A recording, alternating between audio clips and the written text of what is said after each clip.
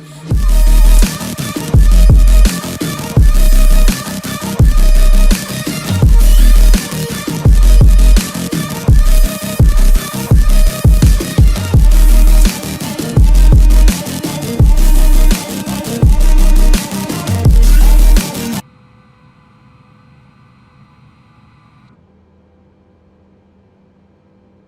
everybody, welcome back to another video. Today I want to show you how to set up autopilot and kind of other functions that I figured out along the way in the 787-10. And alright, so we'll first start here with these panels. So a lot of these panels are actually quite functional, and I didn't really know about that until I started playing around with them. So these panels will start with these right here and these. So the panel can be split into two, but it can also be split into one giant screen right here. So what I like to do is in these screens right here, if you click on this, this will flip, you know, between right and left, depending on, you know, what you want. And these little buttons, you know, I could deploy, so systems, should be right here, which I don't think it's working, so if I go like that, yeah, my systems is not working. That was working yesterday, so I don't know why that's a thing. That should have worked. It should, a whole bar right here should just come up with extra information. But if I wanted to, this right here, I could just click on navigation display. This range right here, using the mouse wheel, you can decrease, you can increase, your whatever. Terrain data, if you click on this, it will give you like a heat map kind of thing with it's too low to the ground, so you can't really see it, but I'll leave it on. I'll leave this on terrain, and I'll put this one on traffic. So we'll put traffic and weather display. So now it's really cool. So now it's going to display the weather. It's also going to display like little triangles for anybody who is roughly near me, which I think is pretty damn cool. If you click this little drop down menu, you can start clicking on these extra little things, and they will, extra things will pop up for you, if you so please. On that one, can go terrain, boom. All right, so I can go terrain, just like that. All right, so let's go like that, so I can see that, what's going on there. Terrain display, boom. So we'll just do that, it gives us a picture. Okay, so then these are not functional right now, as you can see in operational. So I'm assuming that these will come eventually. Oh, sorry, the extra information I think was this right here. Or no, it was this. Yeah, it was that. So that's what that.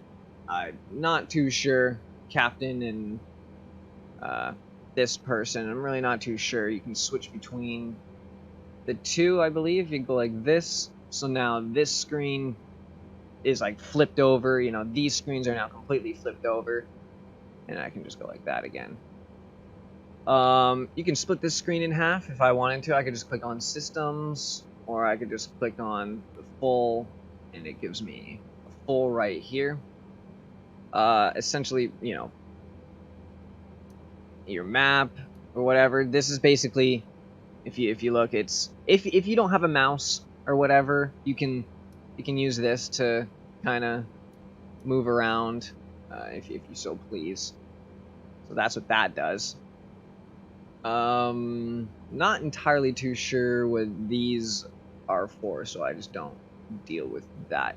But so far, you can just play around with these screens. I personally like a map here, and then I like to have my systems like this, and then I flip my display like this.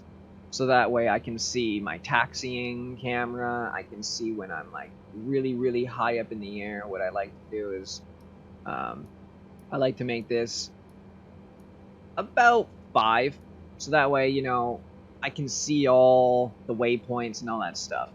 Now what's really good for this is I know it's just like a jumble of whatever, because I'm really close to the ground right now, but you could take these different points of interest and whatever, right?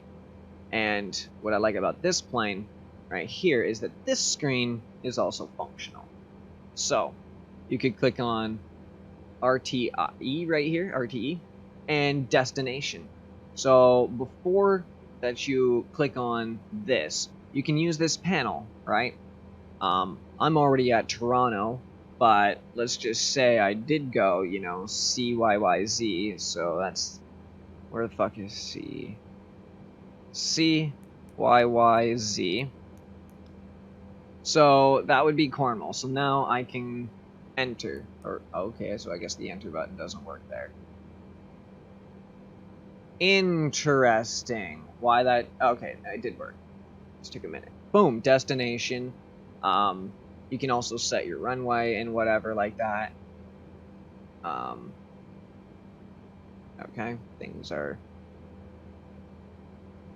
not working apparently as intended.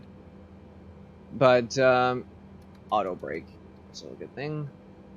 So now I'm just able to set my waypoint, just like that. It was actually that easy, and I really like this plane for doing that. Because then I can click on this, and it'll show my waypoint and whatnot. So I think that's really interesting. So that's the panels right there. Now for the autopilot. All right, so we're here on the runway, and not perfect, but whatever. So we're gonna set up our autopilot and all that right now. I like to just, I guess, before that you kind of get on the runway, I'm kind of doing this a little late, but whatevs. Usually you can set this up whenever you're at your terminal. Heading is not gonna matter. Well, I guess it is. Sure, why not? I'll show you, I guess, how this works. So it's pretty awesome. Oh my god. Sorry. There we go. Trying to get it even. So autopilot switch is right here. This is what we're going to be using. We're going to be using the autopilot switch. This is also pretty damn useful. If I'll show you how this works. And then you turn on LNAV right here. Auto throttle, A/T, auto throttle. That's going to control your speed. Disengage if you need an emergency disengage on everything. This is going to be your hold for this if we so need it. And the hold for your altitude if you so need it. And this right here, the vertical speed, whenever you want to up and down or whatever. So we're going to turn on our FD right here. And we'll just... Ooh. For those of you taking off in here, this is also pretty useful. You can bring this down right here, and it'll give you this cool little thingy right here. It's pretty damn useful. So I'm just going to hold on the brakes and on full throttle. Because we're a little bit down the runway. I cut it a little bit short because I didn't feel like going all the way down. Shorter runways, having a brake and then throttling directly right up and then releasing is, I find, a faster way of taking up. There we go, the plane's automatically lifting off the ground. Then I'll put in my own inputs here, get it right off. So we're off the ground. CND report to you were not cleared to take off. I know I wasn't, but that's okay. So my flaps are going right up. I'm gonna kind of pull down now on the throttle because we're just climbing speed like ridiculous right now. It's crazy. Look at that. So now you can see the terrain data and all that stuff. So that's what I mean by like a heat map. So I turn on Autopilot and it automatically enables all this other stuff.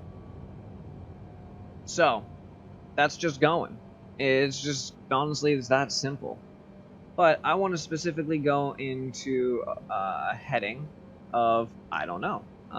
Where do we want to? We could head, oh, I don't know. Let's just go this way, I guess. So, we can head in 280 right here. Boom. So then this whole plane is just gonna go over to 280. Which I think we're already at right now.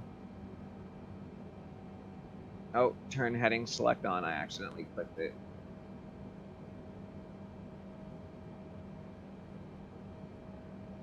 There we go. I don't need this anymore. Boom. So now, let's just say I want to control my aircraft, but autopilot's on. I'm getting close to a runway, I'm getting close to something, and I